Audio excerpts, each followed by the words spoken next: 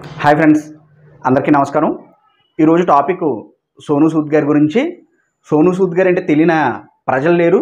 సోనూ సూద్ గారు మన తెలుగు ఇండస్ట్రీలోని అనేక పాత్రలు నటించి గొప్ప యాక్టర్గా పేరు పొందారు. అలాగే మన భారతదేశంలో కూడా అనేక భాషల్లో ఆయన నటించి గొప్ప యాక్టర్గా పేరు పొందిన ఆయన కరోనా సమయంలో కూడా మంచి హ్యూమనిటీ ఉన్న మనిషిగా, అపర కర్ణుడిగా కొన్ని కోట్ల మందికి సాయం చేసి పేరు సంపాదించుకున్న వ్యక్తి ఇప్పుడు సోషల్ మీడియాలో కానీ బయట కానీ అనేక గొడవలు ఆయన మీద జరుగుతూ ట్రోలింగ్స్ జరుగుతున్నాయి. అది ఇద్దరిలో ఎవరిది తప్ప, ఇటువైపు ఉన్న కొంతమంది ప్రజలది తప్ప లేకపోతే సోనూ సూద్ గారి తప్ప ఈ గొడవలు ఎందుకు జరుగుతున్నాయి అన్నది క్లారిటీగా మీకు తెలియాలంటే పూర్తిగా ఈ వీడియో చూడండి. మీరే న్యాయ నిర్ణేతలు అయ్యి ఎవరు తప్ప అని కూడా కామెంట్ రూపంలో తెలియపరచండి. ఉత్తరప్రదేశ్లోని కన్వర్ యాత్ర అని చెప్పేసి ఒక భక్తి యాత్ర స్టార్ట్ అయ్యింది.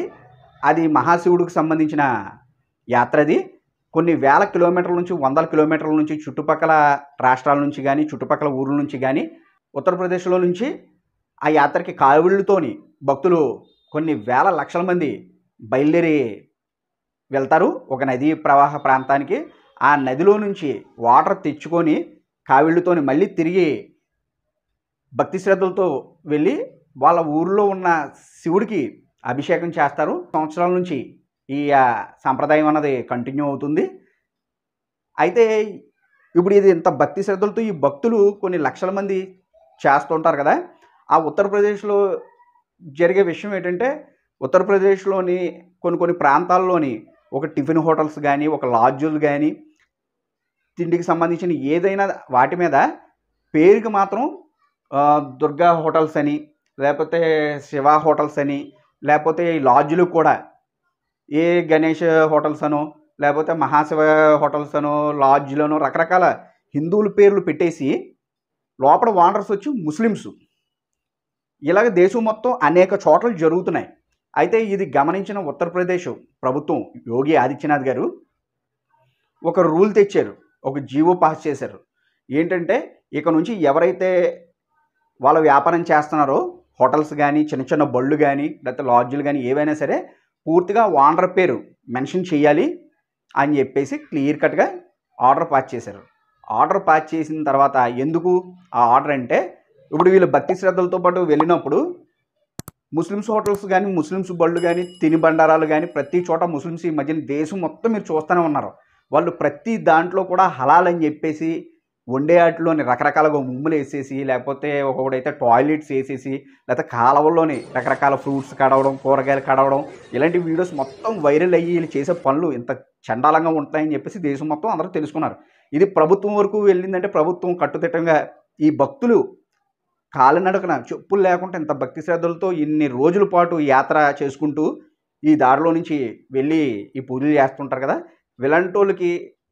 ఇలాంటి భక్తులకి అసౌకర్యం కలగకుండా వాళ్ళు తినే తిండి కూడా శుభ్రంగా ఉండాలి, వీళ్ళు చేసే దరిద్రమైన చెత్త తిండి తినకూడదన్న దాంతో ఈ రూల్స్ పెట్టారు. ఇదేం తప్పు కాదు. అయితే ఇది పెట్టిన తర్వాత సోనూ సూద్ గారు ఒక ట్వీట్ చేశారు.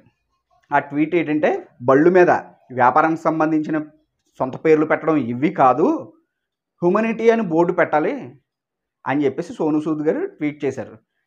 సోనూ సూద్ గారు ట్వీట్ చేసింది హ్యూమనిటీ అంటే ఏంటి, మానవత్వం అని.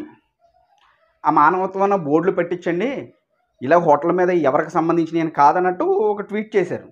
గొడవ అక్కడి నుంచి స్టార్ట్ అయింది. యోగి ఆదిత్యనాథ్ గారు అన్న ఆయన భారతదేశ రూపురేఖలు ఉత్తరప్రదేశ్లో మార్చిన మహా వ్యక్తి.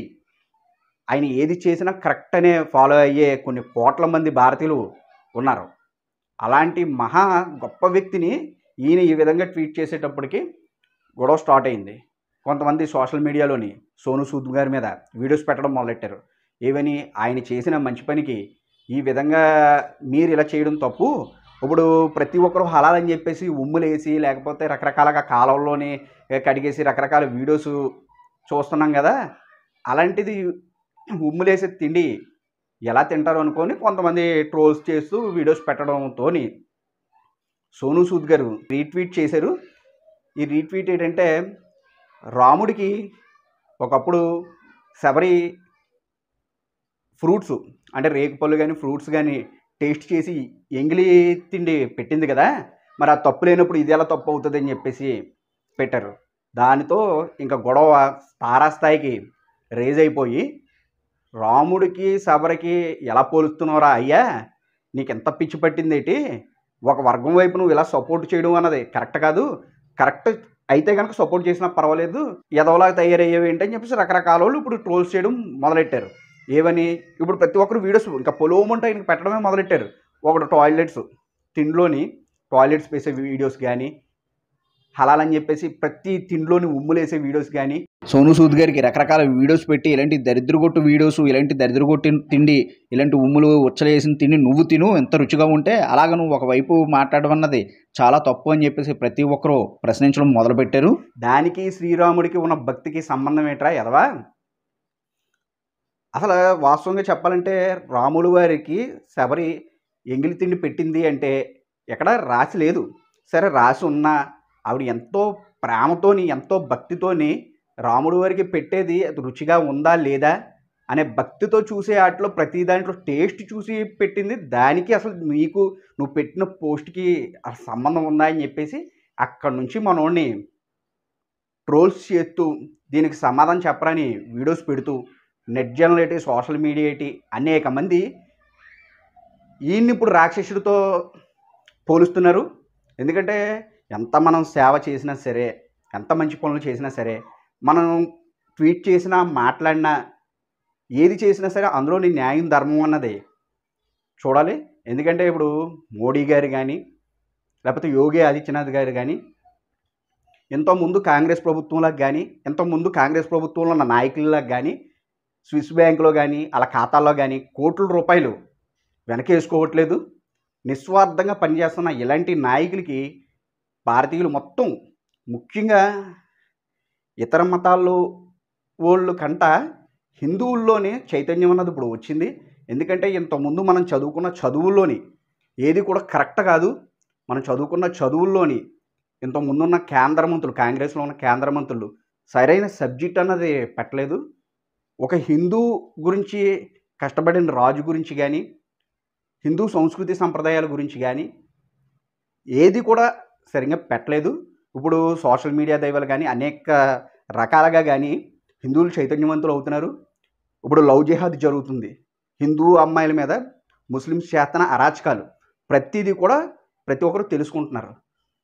ఫుడ్ హలాల్ అంటే తిన్న ప్రతి ఫుడ్లోని ఉమ్ములు వేసి ఇస్తున్నాయి. మీరు చూడండి, కొంతమంది ఈ ముస్లిమ్స్ వర్గంలోనే కొంతమంది ఈ తిండిలో ఉమ్మేసే వారిని చూసి ఎలాగ అసహించుకుంటున్నారు. ఈ వీడియో చూడండి. क्या नाम है आपका? मेरा नाम सायरा। तो आप कौन है, सिया है सुन्नी है? नहीं, मैं सुन्नी हूँ। सुन्नी हो? हाँ, असली मुसलमान कौन है, सिया या सुन्नी? मुसलमान हम है, कौन? बरेलवी या मुझे सुन्नी हम। और सिया कौन है? सिया नहीं है हमारे लिए, सिया के साथ खाते नहीं है। जी हाँ, क्यों? अभी हम पानी मांगे कि भाई हम प्यास लग रही है, हमें पानी दो, तो ऐसा करके पानी देंगे। अच्छा, थूक के पानी देते हैं? हाँ, ये असलियत है, तो हम लोग क्यों खाएंगे? अच्छा, मतलब कोई भी सिया होता है तो वो हर चीज थूक के देता है। हाँ, इसका मतलब जो वीडियो आती है वो सही आती है कि भाई कोई थूक के आम दे रहा है, कोई थूक के शरबत पिला रहा है, तो कोई थूक के बिरयानी खिला रहा है। किसी भी चीज में थूकना गलत है ना? गलत है, गलत क्यों नहीं? చూడండి, అలాగే ల్యాండ్ జిహాద్ అన్నది జరుగుతుంది. ఇప్పుడు భారతదేశం మొత్తం మీద ఎక్కువ ల్యాండ్స్ వక్ఫ్ బోర్డు పేర్ల మీదే ఉన్నాయి. ఇలాంటి కేంద్రం కొన్ని పట్టించుకొని ఇంకా చేయాల్సినవి చాలా ఉన్నాయి. ఇలాంటి దాడుల్ని ఇప్పుడు హిందువులు ప్రతి ఒక్కరు తెలుసుకొని నోరిప్పి గలం ఇప్పి భారతీయ జనతా పార్టీకి సపోర్ట్ చేయడం, మోడీ గారికి సపోర్ట్ చేయడం, ప్రశ్నించడం ఇలాంటివి చేయడం వల్ల కొన్ని మతాలకి అది చెడుగా చెడ్డగా వీళ్ళు నోరిప్పి ఇప్పుడు అడుగుతున్నారే ఇన్నాళ్ళు లేదని చెప్పేసి ఇప్పుడు వాళ్ళకి కోపం రావడం మొదలెట్టింది. మనం అడుగుతుంది అన్యాయం ఏమీ కాదు, ఇప్పుడు జరుగుతున్న వాటి గురించే అన్యాయాన్ని ఎదిరించి పోరాడుతున్నారు. ఇప్పుడు హిందువులు గుళ్ళు మీద దాడులు జరుగుతున్నాయి, చూస్తూ ఎలా ఊరుకుంటారు? అలాంటిది ఇప్పుడు గుళ్ళు మీద దాడులు జరుగుతున్నట్లని చూస్తూ ఎవడు ఊరుకోడు కదా. ఇప్పుడు తిరగబడుతున్నందుకు లేకపోతే గోమాంసం గోవుల్ని అనేక మంది చంపుతూ దేశంలోని పెరిగిపోతూ ఉన్నది. ఇప్పుడు ప్రతి ఒక్కరు అడ్డుకుంటున్నారు. హిందువులు చైతన్యవంతులు అయ్యారు. హిందువులు ఏది మంచిది, భారతీయ జనతా పార్టీ అన్నది ఉంటే హిందువులకు మనుగడ అని తెలుసుకున్నారు. ఇలాంటి దాడుల్ని ఇంతకుముందులో కళ్ళు మూసుకొని ఎవడన్నా ఉంటే కనుక రేపొద్దున హిందూ ధర్మం చాలా ప్రాబ్లమ్స్లో పడుతుంది అన్నది తెలుసుకున్నారు. కనుక ప్రతి ఒక్కరు కూడా ఇప్పుడు సోను సూద్ గారి వైపు తప్పు ఉందా, లేకపోతే వీళ్ళు చేస్తున్న ప్రజలు చేస్తున్న ట్వీట్లలో తప్పు ఉందన్నది మీరే న్యాయ నిర్ణేతలు అయ్యి కామెంట్స్లో తెలియపరచండి. Thank you for watching our videos. మీ కుప్పాల రవిశంకర్.